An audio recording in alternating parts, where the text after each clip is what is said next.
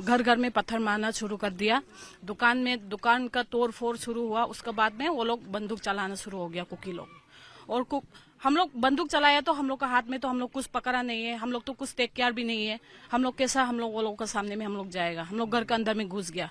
मणिपुर जो भारत का पूर्वोत्तर राज्य है, जिसकी राजधानी इम्फाल है, क्या सच में मणिपुर जल रहा है? Manipur is burning.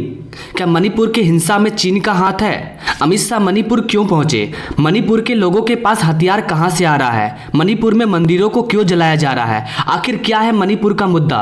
आइए इन सारे सवालों के जवाब जानते हैं बिल्कुल सरल भाषा में। अगर मैं आपको 10 सेकंड में समझा दूं कि आखिर मणिपुर का मुद्दा क्या है, तो मणिपुर का मुद्दा बस इतना है कि मणिपुर में 2 प्रकार के जनजाति हैं। एक जो पहले से ST SC में आते हैं और एक जो OBC में आते हैं। समान वर्ग के लोग यानी कि OBC वालों का कहना है कि उन्हें ST SC का दर्जा दिया जाए, जबकि ST SC वालों का कहना है कि OBC वालों को ST SC का दर्जा नहीं दिया जाए। अगर ऐसा होता है तो उनको जो आरक्षण मिला है, उनको जो नौकरी मिल रहा है, वो सारी नौकरी अब उनको मिल जाएगी।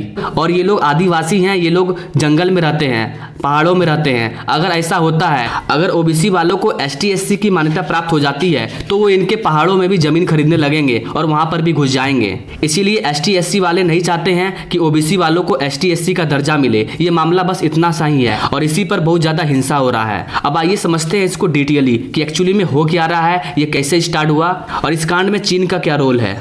गाइस, मैरी कॉम का नाम तो आपने सुना ही होगा, जो मणिपुर की रहने वाली है। ये भारत की फीमेल बॉक्सर है। ये नरेंद्र मोदी को ट्वीट करते हुए कहती है कि my state Manipur burning, kindly help. मेरा मणिपुर जल रहा है, कृपया इसे बचाइए।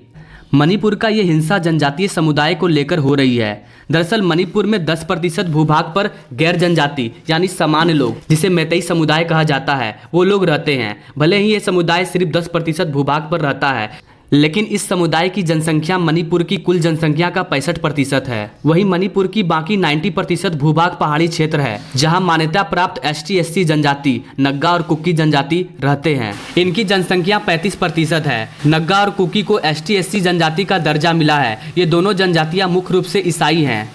वहीं मैतेई समुदाय का एक बड़ा हिस्सा हिंदू और बाकी मुस्लिम है। और मेती समुदाय के लोगों को ST SC जनजाति का दर्जा नहीं मिला है। मेती समुदाय के द्वारा आज से 10 साल पहले मणिपुर हाई कोर्ट में याचिका दायर की गई थी, जिसमें मेतेई समुदाय ने ST SC जनजाति का दर्जा देने की मांग कर रहे थे। मेतेई लोगों का कहना है कि उन्हें पहाड़ी इलाकों से अलग किया जा रहा है, इसीलिए उन्हें भी ST SC समुदाय का दर्जा चाहिए। वहीं ST SC जनजाति समुदाय नग्गा और कुकी के लोगों का मानना है कि मेतेई समुदाय का मणिपुर में सियासी दबदबा है और इसके अलावा ये लोग पढ़ने लिखने के साथ साथ अन्य मामलों में भी आगे हैं। अगर मैतेई को ST SC जनजाति का दर्जा मिल गया तो नग्गा और कुकी के लोगों के लिए नौकरियों का अवसर कम हो जाएगा। साथ ही मैतेई लोग पहाड़ों में भी जमीन खरीदना शुरू कर देंगे। ये थी मणिपुर के समुदायों की जानकारी। अब जानते हैं मणिपुर में हिंसा क्यों हो रही है। दरअसल मणिपुर में पहला विरोध प्रदर्शन 10 मार्च 2023 को हुआ था, जब कुकी गांव से अवैध प्रवासियों को निकाला गया था। यह हिंसा धीरे धीरे बढ़ता गया, जिसके बाद इसे कंट्रोल करना सरकार के लिए मुश्किल काम हो चुका था। इसके बाद 3 मई को मैतेई और कुकी लोगों के बीच जाति को लेकर विवाद शुरू हो गया। यह विवाद आगे चलकर बहुत बड़ा हिंसक घटना साबित हुआ। इस हिंसा में कुल 70 से ज्यादा लोग मारे गए और 200 से ज्यादा लोग घायल हुए। जिन लोगों को इस हिंसा की वजह से परेशानी हुई, उनमें से 26,000 से ज्यादा लोग कुछ समय के लिए अपने क्षेत्र को छोड़कर बाहर चले गए और 46,000 से ज्यादा लोग दूसरे जगह पर चले गए ताकि हिंसा से बच सके। इस हिंसा के बाद भारत सरकार ने 10,000 सैनिकों को मणिपुर भेजा और इंटरनेट सेवाओं को भी 5 दिन के लिए बंद कर दिया गया।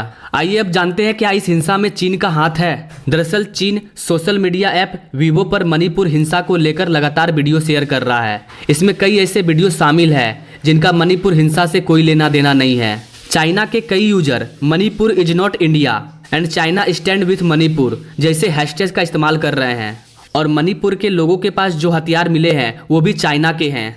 इससे ये साबित होता है कि कहीं न कहीं चाइना का इसमें हाथ है। मणिपुर में कुछ उग्रवादी समुदाय के लोग भी हैं और अधिकतर यही लोग हिंसा करते हैं। इन उग्रवादी लोगों का कहना है कि मणिपुर भारत का हिस्सा नहीं है, मणिपुर को एक अलग देश बनाया जाए और इन उग्रवादी लोगों को चीन का समर्थन मिला हुआ है। आइए अब जानते हैं कि अमित शाह मणिपुर क्यों गए। क्या भारतीय सेना के जवान इस हिंसा को नहीं रोक पा रहे हैं?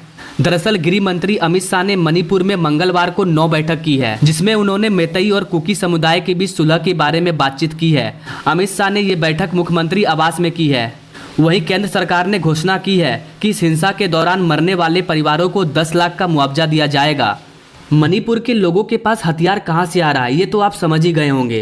कहा जा रहा है कि मणिपुर में उग्रवादी गुट इन हथियारों की मदद से हिंसा फैला रहे हैं और ये हथियार चीन के ब्लैक मार्केट से सप्लाई किया जा रहा है। इन घटनाओं को देखते हुए भारतीय सेना असम राइफल्स के साथ मिलकर लगातार ऑपरेशन कर रही है। साथ ही हिंसाग्रस्त इलाकों में शांति कायम करने और हालात को समान करने की कोशिश की जा रही है। हालांकि चीन की तरफ से होने वाली किसी तरह की हरकत के लिए भारतीय सेना पूरी तरह से तैयार है। वैसे आपका इस मणिपुर हिंसा में क्या कहना है, अपने राय कमेंट बॉक्स में दीजिए। अगर वीडियो अच्छी लगी, अगर आपको वीडियो सच में समझ में आई तो इसे अपने दोस्तों और फैमिली तक जरूर शेयर कीजिएगा और हमारे चैनल को सब्सक्राइब करके बेल आइकन को दबाना ना भूलिएगा, क्योंकि मैं ऐसे ही ट्रेंडिंग मुद्दों की जानकारी लाते रहता हूँ।